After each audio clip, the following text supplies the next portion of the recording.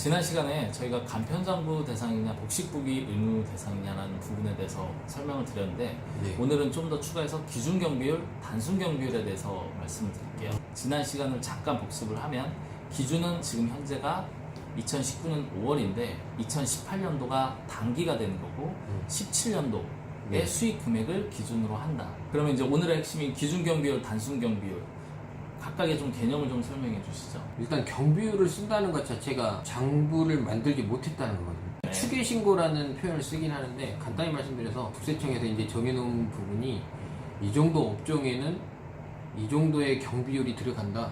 그래서 그걸 가지고 이제 비용을 인정을 해주는 부분이 좀 있는 거거든요. 근데 단순 경비율은 일단 소득이 낮고 딱 획일적으로 이 업종에 이 정도의 경비율이 단순 경비율이라는 게 이렇게 정해져 있는 거고요. 그러니까 납세자가 뭘 입증할 필요가 없어요. 그냥 경비율 넣어서 신고를 하면 끝나는 기준인 거고, 기준 경비율이라는 거는 이제 소득이 좀 단순보다는 높은 경우에, 예를 들어서 단순 경비율이 한 80% 정도 되면 기준 경비율은 한 15%에서 20% 정도, 그 정도를 빼주는 거고, 대신에 사무실 빌려서 임차료, 그리고 뭐 물건 세금 계산서 끄는 매입 비용, 그리고 사람을 썼으면 인건비, 요 정도는 비용을 입증을 하라는 게 기준 경비율이에요.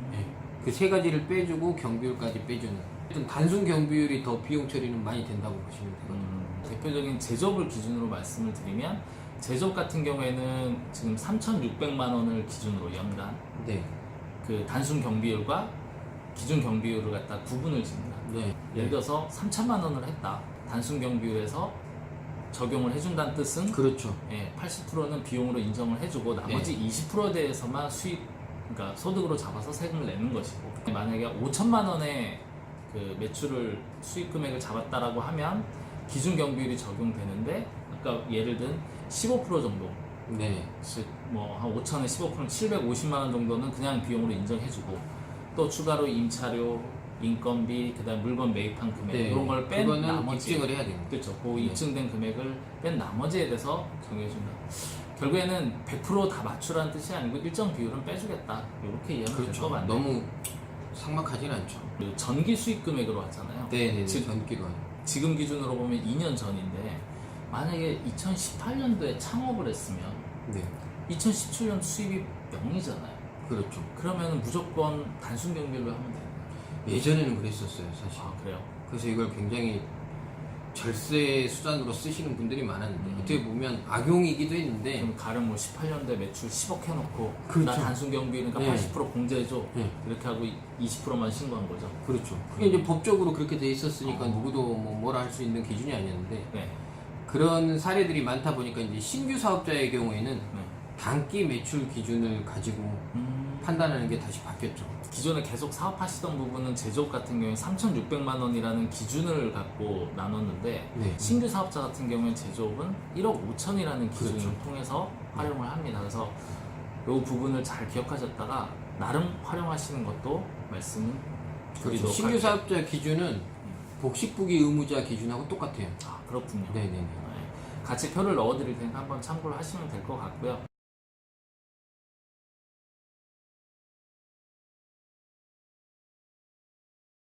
뭐 몇 년 전부터 핫하기도 네. 했지만 이제는 뭐 일상화된 것 같은데 성실신고 확인제도, 네네네. 요거에 대해서 좀 설명을 해주시죠. 이게 저희가 제일 싫어하는 거고, 일단 이 일이 생긴 이후로 6월이 바빠졌거든요, 저희가. 네. 원래 종합소득세 신고가 5월에 다 끝났잖아요. 네. 근데 성실신고 사업자들은 이게 6월까지 신고를 해야 돼요. 5월에 물론 빨리 끝낼 수도 있겠지만 6월 말까지로 그 신고 기간을 늘려주면서 그 신고 확인서라는 걸 세무사에 도장을 받게 돼 있거든요. 네네. 그러니까 한마디로 이 세금 신고가 성실하다는 거를 세무사가 도장을 찍어주는 거예요. 그 확인서를 받는 게 이제 성실신고 확인제도인데, 성실히 신고해라라는 어떤 경고장 같은 느낌이 저는 드는데. 그렇죠. 이걸 하면서 세수가 많이 늘었다는 이제 소문이 그렇죠. 있는데. 뉴스도 나왔었으니까. 네. 그리고 여기서 오해 안 하셨으면 좋겠는데, 제가 한번 그런 상담을 네. 받은 적이 있어가지고, 그러니까 개인에서 법인으로 전환을 하셨는데 왜 네. 바꾸셨어요? 그랬더니 성실신고 확인 제도라는 개념이 법인으로 바꾸라는 의무 혹은 강제 조항으로 이해하시는 분들도 계시더라고요. 아, 그렇죠. 그건 아니죠. 네. 성실신고 확인 대상인 개인이 네. 법인 전환을 하게 되면 네. 향후 3년간 네. 그 법인도 성실신고를 해야 돼요. 확인을 받아. 할 거면 미리 해야겠네요. 그렇죠. 성실신고 대상자가 되기 전에 법인 전환을 하시는 게 맞는 거예요. 그러네. 이것도 한 가지 팁으로 네. 기억하시고 이제 그렇다면 성실신고 기준 기본적으로 수익 금액을 한다라는 거, 즉 네. 매출을 따라서 간다라는 거는 동일한 개념이고 여기서 유의하실 건 다른 뭐 간편장분이 뭐 복식국인이 아니면은 단순 경비율이나 기준 경비율 얘기할 때 전기, 즉 그렇죠. 지금 기준으로 2017년에 수익 금액을 봤다면 성실신고는 단기 기준. 단기로 보죠. 그렇죠. 18년도에 매출액을 보고 기준으로 하는 거죠. 맞습니다. 도소매업, 제조업, 부동산 임대 서비스업 서비스. 이렇게 크게 세 가지 부류로 나눴을 네네. 때 기준을 한번 말씀해 주시죠. 도소매가 일단 15억이고요. 네, 그 다음에 제조업은 7억 5천. 네. 그리고 부동산이랑 서비스는 5억으로 보시면 돼요. 이런 말씀드리고 싶어요. 뭐 이제 한 여름이나 가을쯤 되시면은 아까 말씀드린 대로 성실신고가 된 다음에 법인으로 하기보다는 어차피 네. 할 거라면 그 전에 해야 되니까 그렇죠. 추이를 좀 보셔가지고 그런 기준을 잡아내는 게 중요할 것 같고요.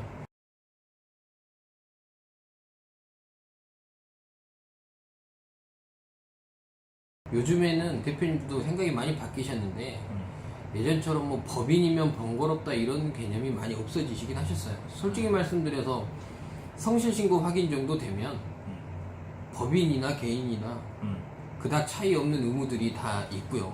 그래서 이제는 어떤 불편함보다는 합리적으로 세금을 줄일 수 있다면 법인을 활용하시는 게 맞는 거고 굉장한 절세 툴 같은 게 많이 있으니까 그렇죠. 그런 부분을 활용하시는 게 맞을 것 같고요. 박세훈 사장님 말씀하신 대로 미래드림이 그래서 여러 가지 컨설팅을 준비하고 있습니다. 법인으로 전환하시게 되면 내 돈을 마음대로 못 쓴다든지 부동산도 이전하게 되면 취등록세, 대출도 승계해야 되는 여러 가지 문제들이 있는데 이런 거에 대해서 저희가 컨설팅을 통해서 많은 부분을 준비하고 있습니다.